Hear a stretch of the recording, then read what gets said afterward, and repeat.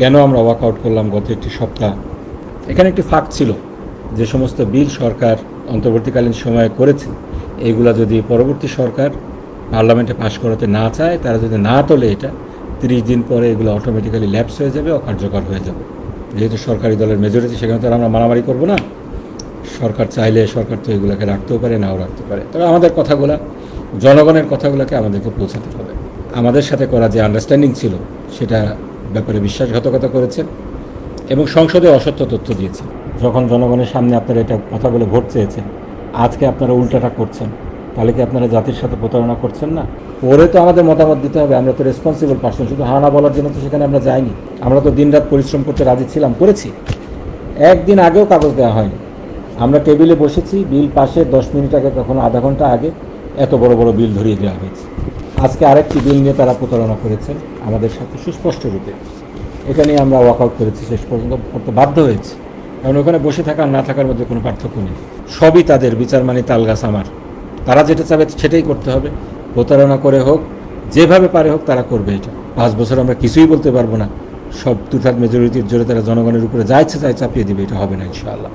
আজকে আমরা একটি ঘটনাবহুল সপ্তাহ শেষ করলাম। যে সপ্তাহে আমরা ছুটির দিনে সংসদে বসেছি। আমাদের অনেক কমিটমেন্ট, সোশ্যাল কমিটমেন্ট, সকল কিছু মাইনাস করে আমরা সংসদে বসেছি শুধু একটি উদ্দেশ্যেই। গত অন্তর্বর্তীকালীন সরকারকে জনগণ যে এই সংস্কারের ম্যান্ডেটটা দিয়েছিল, তার অংশ হিসেবে গত অন্তর্বর্তীকালীন সরকার 133টি অধ্যাদেশ পাশ করেছিল। সেই অধ্যাদেশগুলা কিছু কিছু ছিল টেম্পোরারি, সে সময়ের জন্য দরকার ছিল। কিছু কিছু একটি দীর্ঘমেয়াদী সংস্কারের অংশ হিসেবে পাশ করা হয়েছিল। এগুলোর ভাগ্য নির্ধারণ করার জন্য গত একটি সপ্তাহ আমরা অনেক পরিশ্রম করেছি। সরকারি যে সমস্ত অঙ্গগুলো রয়েছে তারা অনেক পরিশ্রম করেছে। বিজি প্রেস 24 ঘন্টা খোলা ছিল, আইন শাখা 24 ঘন্টা কাজ করেছে। যারা অক্লান্ত পরিশ্রম করেছেন সকলকে ধন্যবাদ জানাতে চাই। দুঃখজনকভাবে হলেও সত্য, আজকে আমাদেরকে বাধ্য হয়ে সংসদের শেষ মুহূর্তে, অধিবেশনের শেষ মুহূর্তে ওয়াকআউট করতে হয়েছে। কেন আমরা ওয়াকআউট করলাম গত একটি সপ্তাহ, বরং গত একটি মাস কেমন গিয়েছে এই অধ্যাদেশগুলো নিয়ে, সেটা শেয়ার করার জন্য আসলে আপনাদের কাছে এসেছি। এই যে অধ্যাদেশগুলা, সেটা কি হবে সেটার নির্ধারণ করার জন্য একটি বিশেষ কমিটি হয়েছিল। আমাদের বিরোধী দলের পক্ষ থেকে 3জন সম্মানিত সংসদ সদস্যকে সেই কমিটির সদস্য করা হয়েছিল। যদিও আমি সদস্য ছিলাম না, কমিটির বিশেষ আমন্ত্রণে আমি সেখানে এক্সপার্ট হিসেবে জয়েন করেছিলাম। আমার যে মতামতগুলো ছিল আমি সেগুলো ব্যক্ত করার চেষ্টা করেছি। এখানে অনেকগুলা যেই মতামত এসেছে, সেগুলার কমিটি একটা রিপোর্ট পেশ করেছে। সেখানে যে রুটিন অধ্যাদেশগুলো ছিল, যেগুলোর ব্যাপারে ডিসপিউট ছিল না, অধিকাংশের ব্যাপারেই কোনো ডিসপিউট ছিল না। এরকম 115-16টা মতো সেগুলা আনডিসপিউটেড ছিল। সেগুলো অ্যাজ ইট ইজ, সেগুলো পাস হয়ে যাওয়ার কথা ছিল অথবা ল্যাপস হওয়ার কথা ছিল। গুরুত্বপূর্ণ কিছু অধ্যাদেশ ছিল যেগুলো আমরা বলেছিলাম এগুলা বাংলাদেশের জন্য অত্যন্ত গুরুত্বপূর্ণ। মানবাধিকার, আইনের শাসন, স্বচ্ছতা এবং জবাবদিহিতা নিশ্চিত করার জন্য গভর্নমেন্টের যে বিভিন্ন অর্গান রয়েছে, পুলিশ রয়েছে, দুর্নীতি দমন কমিশন রয়েছে, বিচারালয় রয়েছে, তাদের ইন্ডিপেন্ডেন্স, মানুষের যে আস্থার প্রতীক তারা রয়েছে, তাদের স্বচ্ছতা, এগুলো নিশ্চিত করার জন্য এই অধ্যাদেশগুলো অত্যন্ত জরুরি। আমরা বলেছিলাম যে আমরা বিশেষ কমিটিতে আলোচনা করেছি, যে ক্ষেত্রে আমাদের দ্বিমত রয়েছে সেক্ষেত্রে আমরা এই দ্বিমতগুলো প্রকাশ করেছি, নোট অফ ডিসেন্ট দিয়েছি। এইগুলা জাতির সামনে আসা দরকার এবং এটা আসার জন্য এটা জাতীয় সংসদের অধিবেশনের প্রকাশ্যে আলাপ হওয়া দরকার, ডিবেট হওয়া দরকার। আমাদেরকে আশ্বস্ত করা হয়েছিল ডিবেট না করে একটি বিলও পাশ করা হবে না। এখানে একটি ফাঁক ছিল, কেননা সংবিধানের 93 অনুচ্ছেদ অনুযায়ী যে সমস্ত বিল সরকার অন্তর্বর্তীকালীন সময়ে করেছে, এইগুলা যদি পরবর্তী সরকার পার্লামেন্টে পাশ করাতে না চায়, তারা যদি না তোলে, এটা 30 দিন পরে এগুলো অটোমেটিক্যালি ল্যাপস হয়ে যাবে, অকার্যকর হয়ে যাবে। তো আমি বুঝছিলাম, বিশেষ করে আইনজীবী হিসাবে সেখানে বিরোধী দলের পক্ষ থেকে আর কেউ ছিল না, আমাকেই এখানে লিড নিতে হয়েছে। আমি বুঝছিলাম যে এরকম কিছু একটা হতে পারে। এটা আমি বিরোধী দলীয় নেতাকে অভিহিত করি, সংসদের যেই কার্য উপদেষ্টা কমিটি রয়েছে সেখানে বিরোধী দলীয় নেতা স্পিকারের সাথে আলোচনা করেন যে অনেকগুলো আইন রয়েছে যেগুলো মনে হচ্ছে সরকার ল্যাপস করতে চাচ্ছে। এর মধ্যে রয়েছে মানবাধিকার কমিশন যে আইনটা, গুম কমিশন আইন রয়েছে, এরপরে সংসদ সচিবালয়টা অবশ্য রহিতকরণ বিল আনবেন, আগে বোঝা গিয়েছিল। আরও কিছু অধ্যাদেশ রয়েছে যেগুলো সরকার ল্যাপস করবেন। তারা এরকম প্রায় 16টি অধ্যাদেশ রয়েছে যেগুলো তাদের ল্যাপস করার ব্যাপারে তারা চিন্তা করেছে। এইগুলা যেন সংসদে আলোচনা হয়। আমাদের যে জনগণের যেই কথা আছে, চাওয়া পাওয়া আছে, এই ব্যাপারে যে তাদের যে আশা আছে সেগুলো আমাদেরকে সংসদে তুলে ধরতে হবে। এরপরে সংসদে যেহেতু সরকারি দলের মেজরিটি, সেখানে তো আমরা মারামারি করব না। সরকার চাইলে সরকার তো এগুলোকে রাখতেও পারে, নাও রাখতে পারে। তবে আমাদের কথাগুলো, জনগণের কথাগুলোকে আমাদেরকে পৌঁছাতে হবে। স্পিকারের পক্ষ থেকে সম্মানিত বিরোধী দলের নেতাকে আশ্বস্ত করা হয়েছে যে এর সবগুলাই আলোচনা হবে, প্রয়োজনে রাত 12টা পর্যন্ত আলোচনা হবে। কিন্তু আজকে আমরা দেখলাম যে যেগুলো তারা ল্যাপস করতে চাচ্ছে, অত্যন্ত গুরুত্বপূর্ণ যেই আইনগুলো রয়েছে সেগুলো নিয়ে তারা আলোচনা করলো না। এক্ষেত্রে আমরা দেখলাম সরকারের যারা দায়িত্বশীল ব্যক্তিগণ রয়েছেন তারা আমাদের সাথে করা যে আন্ডারস্ট্যান্ডিং ছিল সেটা ব্যাপারে বিশ্বাসঘাতকতা করেছেন এবং সংসদে অসত্য তথ্য দিয়েছেন। আমি সেগুলোর ব্যাপারেই আলোচনা করব। তার আগে যেটা আলোচনা করতে চাই, যে গুরুত্বপূর্ণ আইনগুলা তারা বাতিল করেছে এবং যেগুলো তারা ল্যাপস করেছে সেগুলো কী ছিল।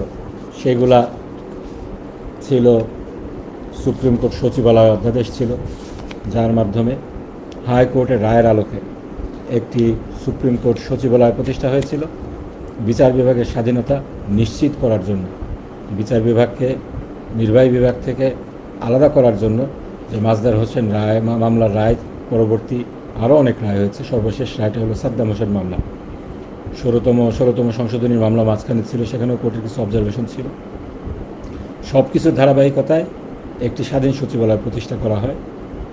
এই একটি অধ্যাদেশকে বাতিল করার মাধ্যমে এই সরকার সেই সচিবালয়কে বিলুপ্ত ঘোষণা করল। নিম্ন আদালতকে আবার তারা সেই সরকারের আইন বিভাগের আন্ডারে রাষ্ট্রপতির মাধ্যমে তারা নিয়ে যাচ্ছে, যা সংবিধানের 116 অনুচ্ছেদের সুস্পষ্ট খেলাপ। সর্বশেষ যে রায়টি হয়েছে সাদ্দাম হোসেন ভার্সেস বাংলাদেশ, সেটারও খেলাপ। আমি সেখানে যে বিতর্কটা ছিল, আমি 10 মিনিট কথা বলেছি। আমি বলেছি এই রহিতকরণ বিলটি এখনও পাশ হয়নি, তার আগেই আইন মন্ত্রণালয় বিচারপতিরা তারা স্বাধীন বিচার বিভাগের প্রতি সমর্থন জ্ঞাপন করার কারণে তাদেরকে শোকজ করেছে। আইন মন্ত্রণালয়ের অধীনে নিম্ন আদালত ছিল না তখন, না থাকার পরেও যখন তারা শোকজ করতে করার মতো দুঃসাহস দেখাচ্ছে, যখন ম্যাজিস্ট্রেটরা আবার আইন মন্ত্রণালয়ে চলে যাবে। অতীতে আমরা যেমন দেখেছি এই সরকার, ফ্যাসিবাদী সরকার, তারা এই ম্যাজিস্ট্রেটদেরকে কীভাবে দলীয় এজেন্ডা বাস্তবায়ন করার কাজে লাগিয়েছে। ম্যাজিস্ট্রেটরা তাদের কথা, সরকারের কথা রাজি না হলে তাদেরকে একদিনের নোটিশে সেই খাগড়াছড়ি বদলি করা হয়েছে, তেঁতুলিয়া বদলি করা হয়েছে, তাদের পদোন্নতি ঠেকিয়ে দেওয়া হয়েছে এবং তাদের মাধ্যমে রাত্রেবেলা মোমবাতি জ্বালিয়েও কোর্ট চালানো হয়েছে এবং বিরোধী দলকে দমন নিপীড়ন করার জন্য দিনের পর দিন রিমান্ড মঞ্জুর করা হয়েছে। সেই ব্যবস্থাকে আবার, ফ্যাসিবাদী ব্যবস্থাকে আবার ফিরে আসবে? আমরা এই প্রশ্নটি সংসদে রেখেছিলাম। আমাদের আপত্তি সত্ত্বেও এই সুপ্রিম কোর্ট সচিবালয় সংশোধন অধ্যাদেশ এটি বাতিল করে দেওয়া হয়েছে। একই সাথে সেই সুপ্রিম কোর্টের বিচারক নিয়োগের যে অধ্যাদেশটি রয়েছে, যার মাধ্যমে দলীয় প্রভাবমুক্ত একটি স্বাধীন কমিশনের মাধ্যমে বিচারপতি নিয়োগের বিষয়টি ছিল, এটিকেও বাতিল করা হয়েছে। এখন আবার সেই পূর্ব সময়ের মতো, ফ্যাসিবাদী সময়ের মতো আইন মন্ত্রণালয় চুপি চুপি রাষ্ট্রপতির মাধ্যমে আবার দলীয় বিচারক নিয়োগ করার পায়তারা করছে। আমরা আবার আরও দেখেছি মানবাধিকার কমিশন অধ্যাদেশ, এই অধ্যাদেশটিকেও বাতিল করা হয়েছে। হাস্যকর যুক্তি দেওয়া হয়েছে, মানবাধিকার কমিশন নাকি কোনো মন্ত্রণালয়ের আন্ডারে না, এই জন্য এটাকে বাতিল করতে হবে। আচ্ছা বলেন, মন্ত্রণালয়গুলাই তো মানবাধিকার লঙ্ঘন যাতে না করে এটা দেখভাল করার জন্যই তো মানবাধিকার কমিশন করা হয়েছে। মন্ত্রণালয়ের আন্ডারে থাকলে তারা কীভাবে দেখবে? বলা হচ্ছে এই পুলিশের মানবাধিকার লঙ্ঘনের ঘটনা যখন তদন্ত করবে, এটা মানবাধিকার কমিশন করবে, তাদের এখতিয়ার দেওয়া হয়েছিল নতুন অধ্যাদেশে। এখন তারা বলছে না, এটা আবার পুলিশকেই করতে হবে। পুলিশের অপরাধ যদি পুলিশ তদন্ত করে তাহলে এটা কী ধরনের তদন্ত হবে? একইভাবে বলা হচ্ছে এক্ষেত্রে এই আইনে কিছু দুর্বলতা রয়েছে। গুম যে অধ্যাদেশের কথা বলা হচ্ছে, যেটা তারা ল্যাপস করছে, তাই সেখানে বলছে গুমের সংজ্ঞা আন্তর্জাতিক অপরাধ ট্রাইব্যুনাল অ্যাক্টেও রয়েছে, আবার গুম অধ্যাদেশেও রয়েছে। গুম অধ্যাদেশে যেই গুমের সংজ্ঞা দেয়া হয়েছে, সেই সংজ্ঞা নাকি আইসিটিতে যে গুমের সংজ্ঞা রয়েছে তার সাথে সাংঘর্ষিক তো না। এখানে বলা হচ্ছে নটউইথস্ট্যান্ডিং, মানে ওভাররাইডিং একটা ক্লজ দেওয়া আছে আইসিটিতে, এখানেও নাকি একটা ওভাররাইডিং ক্লজ দেওয়া আছে। এটা মোটেও সত্য না। দুইটা অপরাধ সম্পূর্ণরূপে ভিন্ন।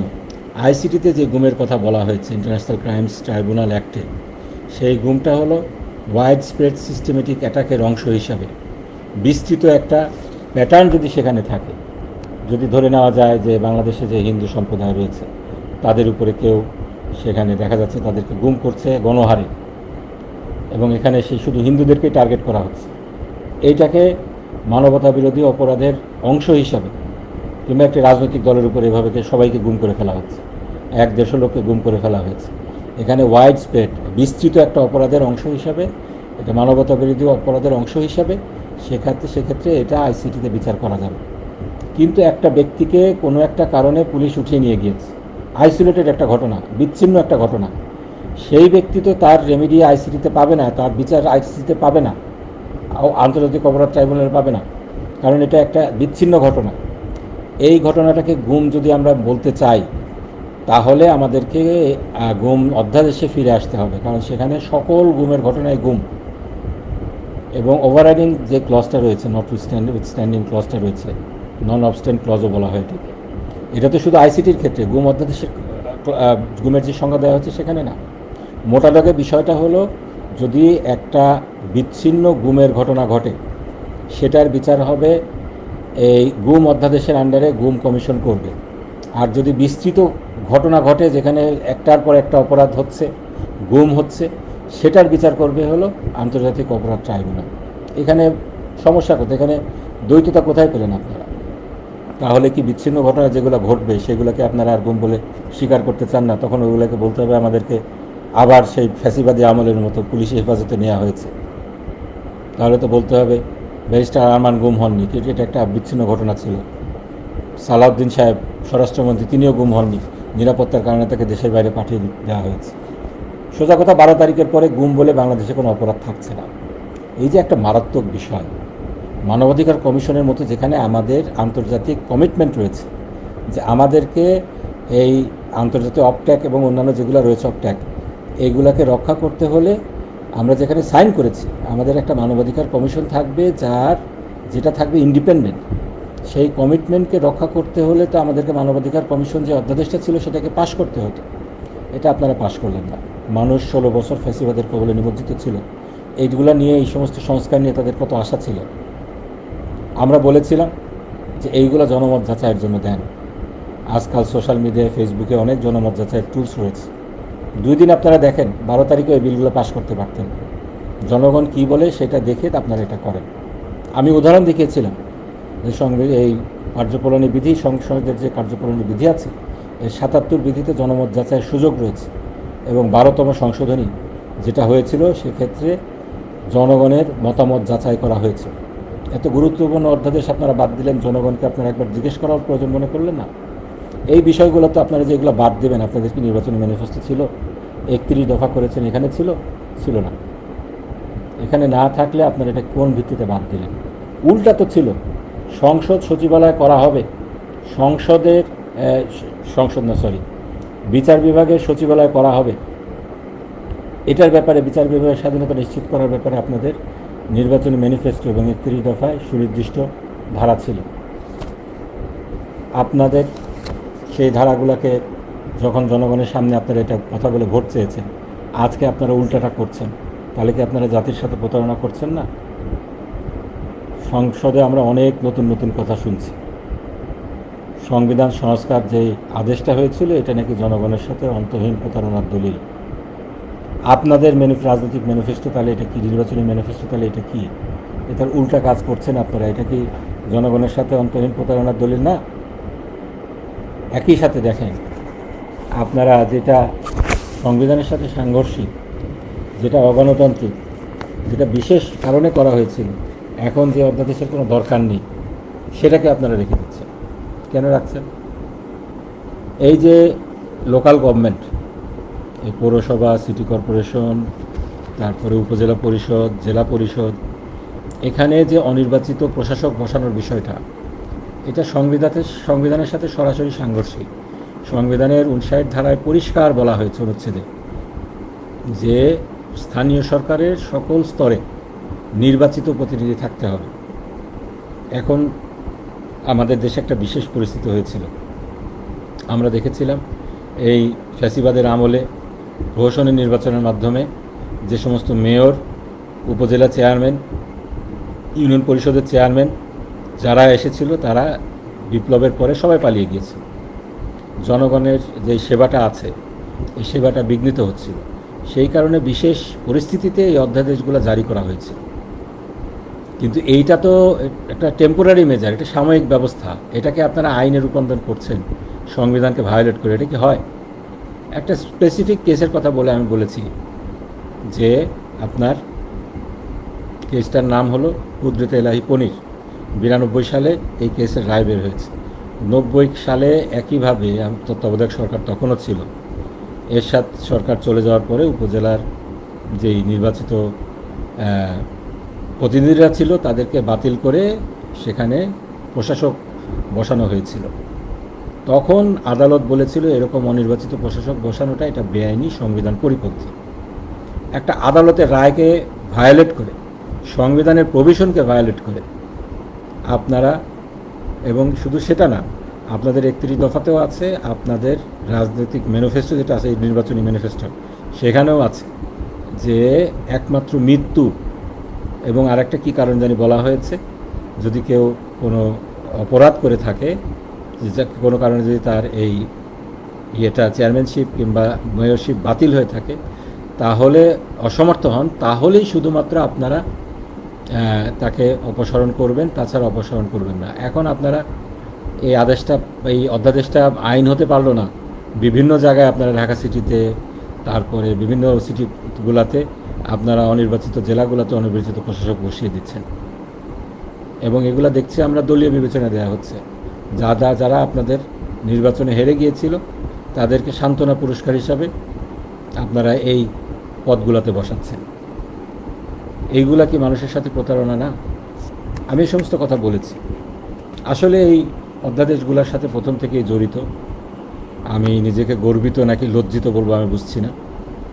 গর্বিত এই কারণে যে জনগণের পক্ষ হয়ে এই যে গণবিরোধী এগুলার বিরুদ্ধে কথা বলতে পেরেছি, এবং যে সমস্ত অধ্যাদেশের দিকে মানুষজন তাকিয়েছিল এগুলা সংস্কারের অংশ হিসাবে, জুলাই চেতনার অংশ হিসাবে, এই ফ্যাসিবাদ বিরোধী যে দীর্ঘদিনের সংগ্রাম, তাদের ভুক্তভোগীরা যে সমস্ত আইনি রেমিডির কথা চেয়েছে, যে সমস্ত অধ্যাদেশগুলো চেয়েছে যে দেশের আইনের পার্ট হোক, আর যাতে দেশে গুম খুনের ঘটনা না ঘটে, মানবাধিকার যেন লঙ্ঘিত না হয়, সেই অধ্যাদেশগুলোকে বাতিল করে দেওয়া হয়েছে।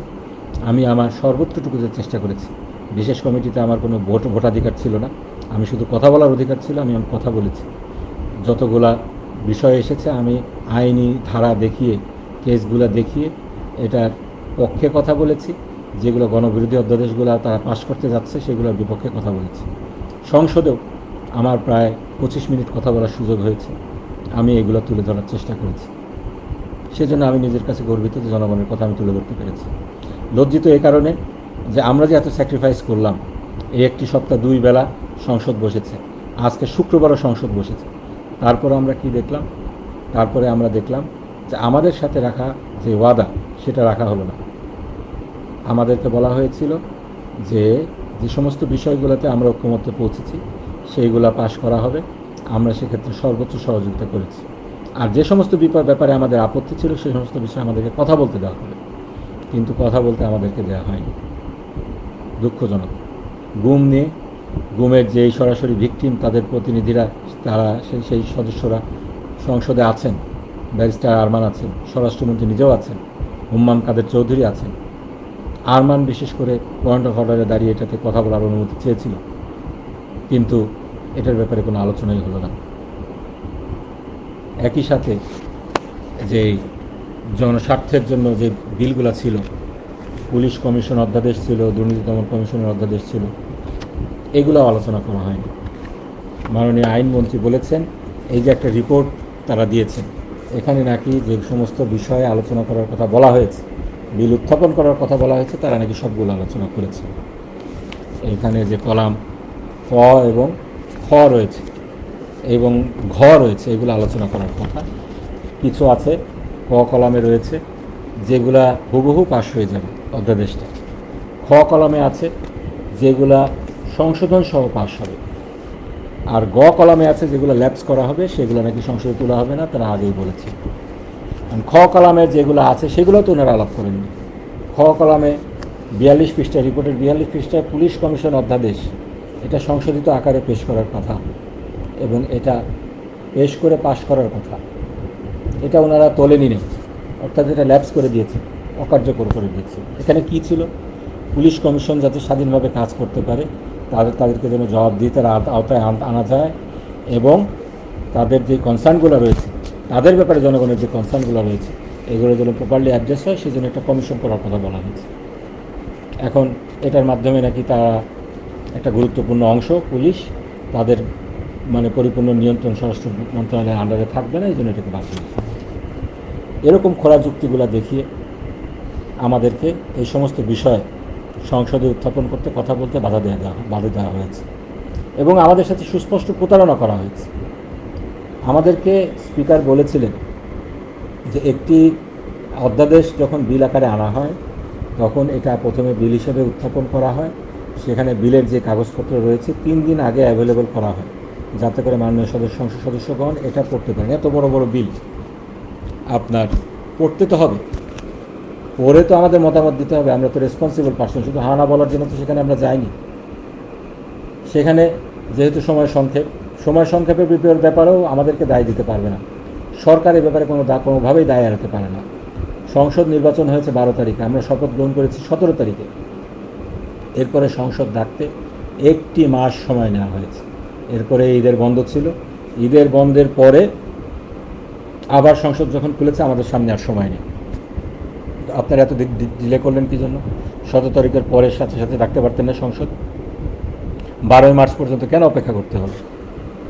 তারপরে ডেকে তারপরে এখন তাড়াহুড়া করছেন, বলছেন সময় নেই, তাড়াতাড়ি পাস করতে হবে। ঠিক আছে, আপনারা 3 দিনের জায়গায় 1 দিনের কথা বললেন। আগের দিন তো কাগজগুলো দিবেন, অ্যাটলিস্ট আমরা যদি পড়ে আসতে পারি। আমরা তো দিনরাত পরিশ্রম করতে রাজি ছিলাম, করেছি। 1 দিন আগেও কাগজ দেওয়া হয়নি। আমরা টেবিলে বসেছি, বিল পাশের 10 মিনিট আগে, কখনো আধা ঘন্টা আগে এত বড় বড় বিল ধরিয়ে দেওয়া হয়েছে। আজকে ব্যাংক রেজলিউশন নামে একটি সংশোধিত আকারে বিল পাস হয়েছে। এটার কথা ছিল যে তারা সংশোধন করবেন। আমি দেখলাম পরে যেটা আসলে সংশোধন করেননি, রহিত করে নতুন একটা বিল দিয়েছে। 87টি এখানে রয়েছে, অনুচ্ছেদ রয়েছে। এই অনুচ্ছেদগুলো দেখে তো আমাদেরকে ওপিনিয়ন দেওয়ার কথা ছিল, কিন্তু আমরা আনফর্চুনেটলি এটা দিতে পারিনি। এইভাবে আজকে আরেকটি বিল নিয়ে তারা প্রতারণা করেছেন আমাদের সাথে সুস্পষ্ট রূপে। এটা নিয়ে আমরা ওয়াকআউট করেছি, শেষ পর্যন্ত করতে বাধ্য হয়েছি, কারণ ওখানে বসে থাকা আর না থাকার মধ্যে কোনো পার্থক্য নেই। জুলাই জাদুঘর নিয়ে যে এই অধ্যাদেশটি আছে, সেই অধ্যাদেশটি আমাদের সাথে কথা হয়েছিল, যেভাবে তত্ত্বাবধায়ক ইন্টারিম গভর্নমেন্ট এটা করেছেন, অন্তর্বর্তীকালীন সরকার করেছেন, সেভাবে এটা পাস হবে। হঠাৎ করে আমরা দেখলাম একজন সরকার দলীয় সদস্য একটি সংশোধনী নিয়ে আসতেন, সেখানে 10 মিনিট আগে আমাদেরকে দেওয়া হয়েছে যে সেখানে বলা হয়েছে যে এই জাদুঘরের প্রধান হবেন মন্ত্রী কিংবা প্রতিমন্ত্রী, আর এই সরকারের হাতে ক্ষমতা থাকতে হবে যে কোনো সদস্যকে যে কোনো কারণে তারা বিশেষ পরিস্থিতিতে তারা অপসারণ করতে পারবেন। এই দুইটা জিনিসটা এখানে ঢুকিয়ে দিতে হবে। কেন? কোনো ব্যাখ্যা নেই। ব্যাখ্যা দেওয়ার তারা নিয়ে বিনে চেষ্টা করছেন। এক মুখে বলছেন এটা তো আমরা জানতাম না, একজন প্রাইভেট সদস্য আনছেন, আবার জাস্টিফাই করার চেষ্টা করছেন যে এত বড় একটা ইম্পর্টেন্ট জিনিস, এটাকে আমাদেরকে অনেক কিছু করতে হবে, এখানকার যারা কর্তা ব্যক্তি থাকবেন তাদেরকে অপসারণের কোনো ক্ষমতা মন্ত্রণালয়ের হাতে থাকবেন, এটা হতে পারে না। মানে এক মুখে দুই কথা। আমাদের জুলাই বিপ্লবীরা এক্ষেত্রে অত্যন্ত শক্ত ভূমিকা নিয়েছেন এবং শেষ পর্যন্ত আমরা, যেহেতু এটা আমাদের কথা শোনা হয়নি, আমরা সেক্ষেত্রে আমরা ওয়াকআউট করেছি। আমরা বলেছি আমাদেরকে স্পিকার যে প্রতিশ্রুতি দিয়েছিলেন, সংসদে যে প্রতিশ্রুতি দেওয়া হয়েছিল যে প্রত্যেকটা বিল একদিন আগে দেয়া হবে এবং একটা কম্পেয়ার করে একটা টেবিল করে দেওয়া হবে, কিছুই করা হয়নি। তারপরে আমরা সবই মেনে নিয়েছিলাম দেশের স্বার্থে, কারণ এই যে বিলগুলো আছে, অধ্যাদেশগুলো আছে, এগুলো বিলে রূপান্তরিত হওয়া অত্যন্ত গুরুত্বপূর্ণ। এগুলো সংস্কারের অংশ হিসাবে জনগণের ম্যান্ডেটের আলোকে করা হয়েছে। কিন্তু যখন দেখলাম যে সবই তাদের বিচার মানে তালগাছ আমার, তারা যেটা চাবে সেটাই করতে হবে, প্রতারণা করে হোক, যেভাবে পারে হোক তারা করবে এটা। শেষ পর্যন্ত আমরা যেহেতু জনগণের কথা বলতে পারছি না, জনগণের যে কনসার্নগুলো তুলে ধরতে পারছি না, এবং এই বিলগুলা যে অন্যায়ভাবে একের পর এক পাশ করে যাচ্ছে, তারা অন্যায়ভাবে একের পর এক ল্যাপস করে যাচ্ছে, যেগুলো গুরুত্বপূর্ণ বিল বাতিল করে দিচ্ছে, সব কিছু মিলিয়ে আমরা দেখলাম যে আর সংসদে এভাবে আমাদেরকে কন্টিনিউ করা সম্ভব হচ্ছে না। সেই জন্য আমরা ওয়াকআউট করেছি আজকের মতো। পরবর্তীতে আমরা চিন্তা করব, আমরা আমাদের যে পলিসি সেটা হলো জনগণের কথা আমরা সব জায়গায় বলে যাব, সংসদের ভিতরে বলার চেষ্টা করব, যেখানে পারি যেভাবে পারি জনগণের কথা আমরা বলার চেষ্টা করব। সংসদ যদি সম্ভব না হয় তাহলে রাজপথ খোলা আছে, রাজপথে আমরা ইনশাআল্লাহ জনগণকে সাথে নিয়ে ভূমিকা রাখার চেষ্টা করব। গণতান্ত্রিক সকল প্রক্রিয়াকে আমরা কাজে লাগিয়ে জনগণের কথা তুলে ধরব, জনগণের কনসার্ন তুলে ধরব। আমরা আর ফ্যাসিবাদকে ফিরে আসতে দেব না, সেটা নতুন কোনো দলের ব্যানারে হোক, নতুন কোনো পন্থায় হোক, এটা আমরা আর হতে দেব না। 2/3 মেজরিটি নিয়ে আগে যারা ক্ষমতা এসেছিল তারা ফ্যাসিবাদ হয়ে উঠেছিল, আমরা দেখেছি। ইনশাআল্লাহ এবার আর আমরা সেই সুযোগ কাউকে দেব না। ইনশাআল্লাহ আপনারা সাথে থাকুন, আমাদের সাথে থাকুন। আমরাও যদি ভুল করি আমাদেরকে ধরিয়ে দেবেন, কিন্তু সরকার যদি ভুল করে তাদেরকে ছাড় দেওয়ার কোনো 2/3 মেজরিটি তারা আছে তাদের, কিন্তু এজন্য তাদেরকে ছাড় দিতে হবে। 5 বছর আমরা কিছুই বলতে পারবো না, সব 2/3 মেজরিটির জোরে তারা জনগণের উপরে যা ইচ্ছে তাই চাপিয়ে দেবে, এটা হবে না ইনশাআল্লাহ। তো আপনাদের দোয়া চাই। আবারও বলছি, এই 133টি অধ্যাদেশ, এটা নিয়ে গত একটি সপ্তাহে আমাদের অমানসিক পরিশ্রম করতে হয়েছে। ভালো লাগতো যদি জনগণের কথা আরও সুন্দর করে বলতে পারতাম, আরও ভালোভাবে তুলে ধরতে পারতাম, আমাদেরকে যদি সেই সুযোগটা দেওয়া হতো, কিন্তু আনফর্চুনেটলি দেওয়া হলো না। আমরা এখন রাজপথে জনগণের সামনে কথা বলব, জনগণকে নিয়ে ইনশাআল্লাহ আমরা আমাদের অধিকার আদায় করব, জনগণের অধিকার আদায় করব ইনশাআল্লাহ। ভালো থাকবেন। আসসালামু আলাইকুম ওয়া রাহমাতুল্লাহ।